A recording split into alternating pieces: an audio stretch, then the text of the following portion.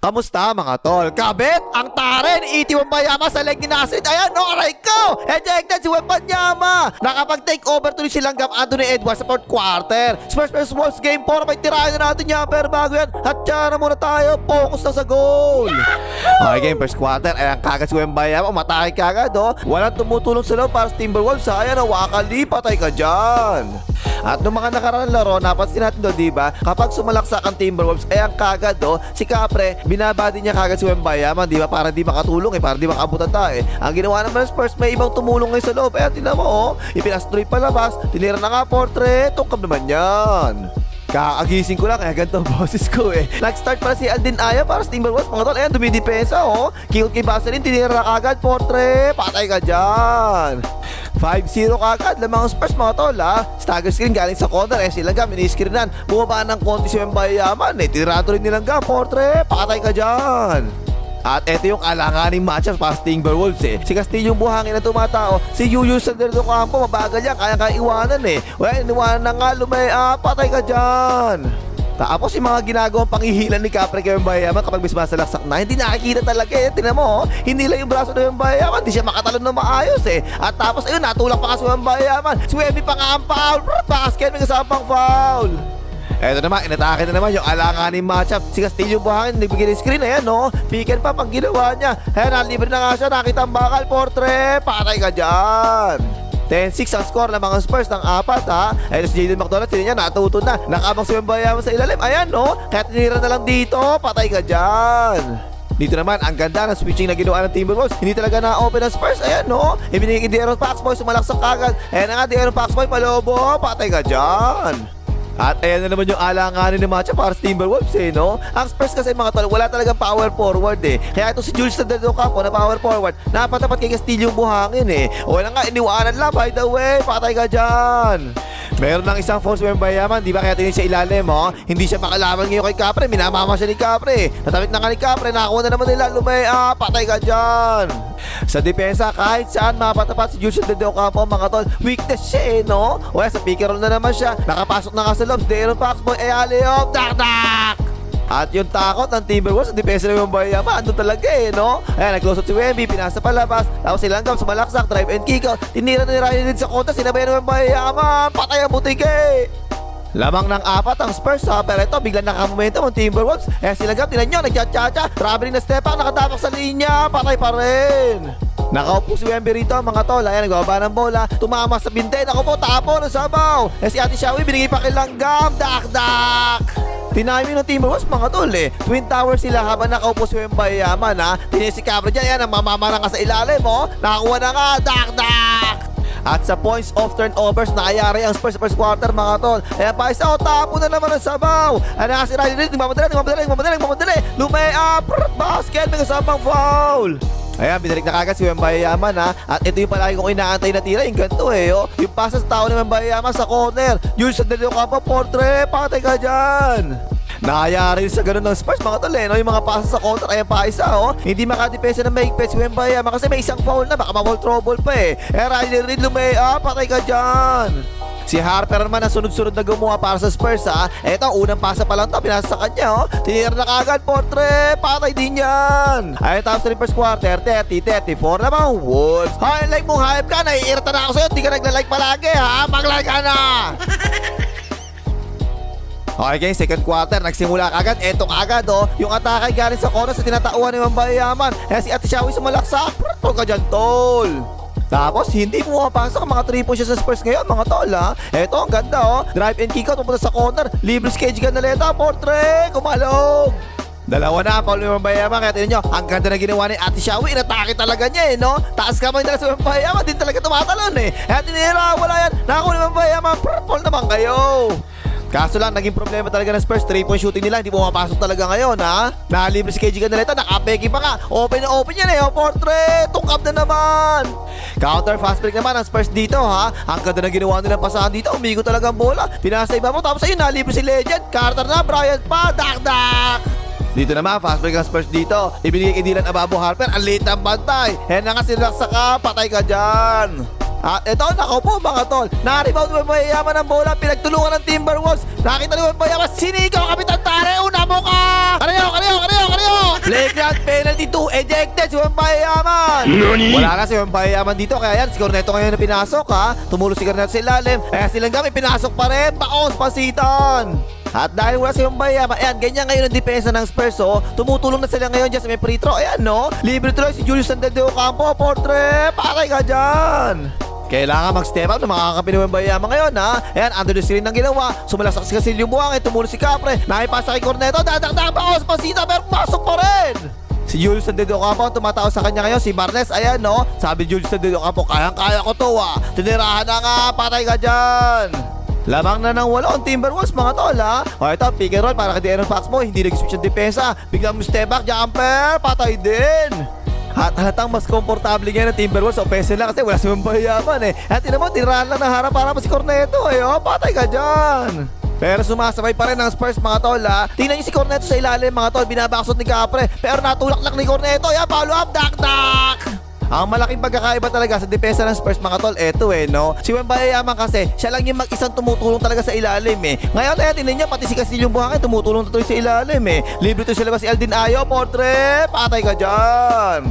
Halata talaga, walang takot ang Timberwolves kay Corneto mga tol eh. Tingnan niyo sa Langgam, tingnan niyo, ayan no? Nilayapan lang naharapan si Corneto eh, o layap yan. Ang maganda naman sa Spurs, maraming pagkakataon din ng regular season, hindi nakalaro si Wembayaman, di ba? Kaya sanay talaga sila sa ganito eh. As De'Aaron Fox man, nagtitake over na eh, oh, nag-by the way, patay din.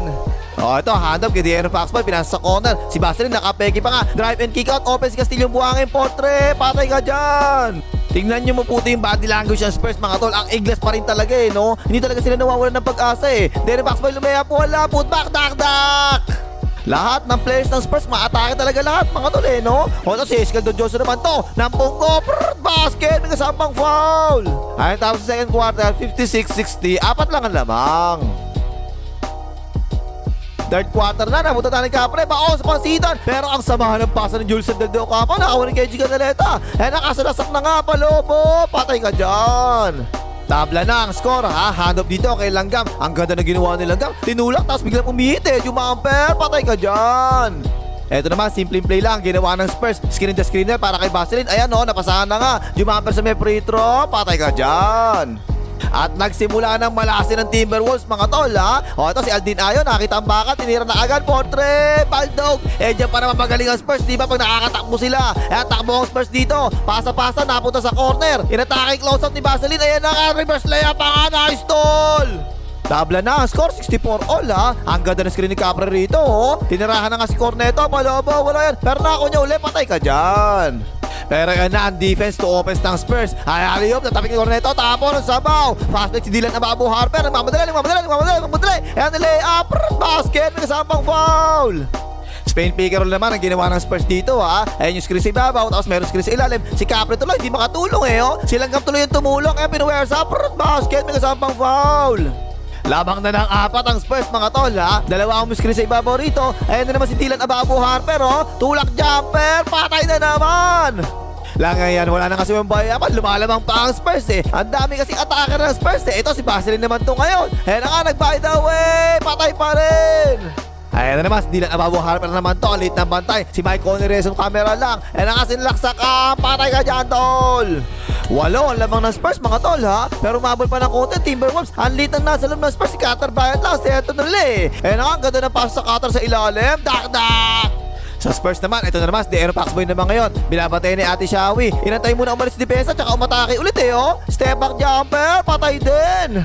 Dumobble team naman dito ang Spurs ha. Ang ganda ng pasahan ng Timberwolves. Nakarating sa counter ng bola. Nalit na counter rotate. Ate Shawi, portre, patay ka dyan. Paalitan ng putok ang nangyari sa dulo third quarter eh no. Napaswitch yung defense dito. Si De'Aaron Fox na naman yan. Kumos over, biglang by the way, patay din. At consistent, double team palagi yung Spurs dito kay Langgam. May double team mo. Napasahan na naman si Ate Shawi sa corner. Tinira na naman, portre, patay na naman. Pero ito, nahul ng Spurs, yung pasa sa corner, tapo na sabaw. Ayan si Escaldo Johnson, nagmamadali, parang interbarangay walang ya. Dire-diretso, layup yan. Ayan, tapos third quarter, 84-80, lamang pa ang Spurs. Marshall, pasok. Fourth quarter, nag-start na si Corneto, mga tol, yung screen, no? Napasahan na nga roller. Ayan na, sinabayan na kat ni Corneto, ay aliyop, dak-dak. Mayayari pa ito ang Timberwolves kahit ejected si UMP eh, no? Ice defense naman ang ginawa ng Spurs dito, ayan ha. Pero tinirahan lang nilang Gam, jumamper, kumalog, pero pasok pa nga.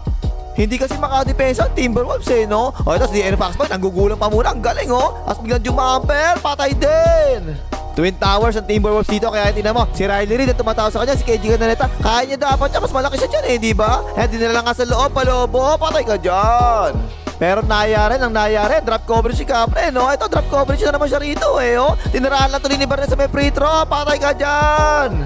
Pito ang lamang ng Spurs binigay kay Langgam ang bola. Na nga, matake na kagad si Langgam dinouble team. Pero bigla na turnaround by the way si Langgam, patay din. At nako po, nagkatalisron pa sa ilalim ang walang iya. Tingnan mo, si Riley Reid bagsak na mimilipit sa sakit. Ayan na naman, atake na naman kagad, drop coverage si Capre, di ba? As De'Aaron Fox Boy, ang ganda ng screen Open office De'Aaron Fox Boy for 3, patay ka dyan, timeout ng Timberwolves. At kanina pa mga tol, di ba? Dino-double team palagi ng Spurs itong si Langgam. Pero dito, na-late ang double team. Ayan, no? Nakalusot na nga si Langgam. Nakatira na nga. Patay ka dyan. Bumubuhat si Langgam. Mga tol, ang galing no? Ayan, in-screen na. Ang layo niya. Tinirahan na kagad. Portre. Patay ka dyan. Timeout ang Spurs. At aba, after ng timeout, biglang sumuha ang Timberwolves. Tingnan nyo, Pasa-pasa lang sa labas. Nakita na tuloy yung Vaseline ng bakal. Portre. Patay ka dyan. Small ball ang Spurs dito, wala silang sentro At so si Langgam, nagbubuhay na talaga. Double team dapat siya sa kabila dumaan Dire-diretso na kasi Langgam, sinabaya. Toga dyan, tol. Dalawa na lang, alamang ng Spurs, double team sila kay Langgam. Ipinasa sa gitna, ipinasa sa corner. Tapos biglang hanap na naman kay Langgam, binuhay na kagad, Potre. Patay ka dyan, laman natin Timberwolves. At dito, ang ganda ng depensa ng Timberwolves, kiti De'Aaron Fox Boy Nakasalaksak yan, sinalubong. Ang hirap ng tire pero patay pa rin. At naramdaman na pagka wala ni Wembanyama sa dulo ng fourth quarter, walang closer Naiwanan na si Corneto, ayan Lay-up, patay ka dyan.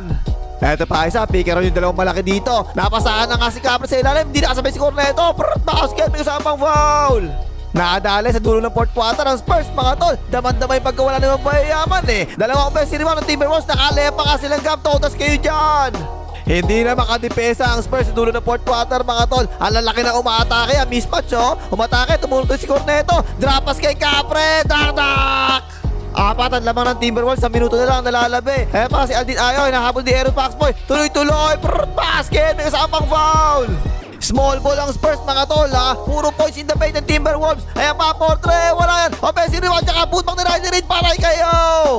At ito, crucial to, mga tol Tatlo ang lamang ng Timberwolves, 20 seconds na lang ang nalalabi Na-trap si Aldin Ayo sa backcourt. Ayan traveling, mga tol Nagcha-cha-cha talaga yung paa niya. Pati nga yung commentator sabi travel. Pero hindi pinituan ng referee, naka-timeout pa kayo Timberwolves. So kayo, kailangan ibato na ng Timberwolves para hindi 8 seconds violation, diba? Ayan na nga, binato, layo niyan. Napitawa pero tumama sa legs. Ang ganda ng pagkakasave. Ayun na, foul pa nga ang Spurs. Pasok yung dalawang free throw, tapos ang boxing. Panalo pa nga yung Timberwolves dito, 109-114. Tabla na ang series 2-2 na. Bumuhat si Langgam 36 points ang ginawa. 16 points doon galing sa fourth quarter. 4 points, 4 rebounds na sa Wembanyama kasi nga ejected O ano pang imagas, malay ka, makita ni Langgam.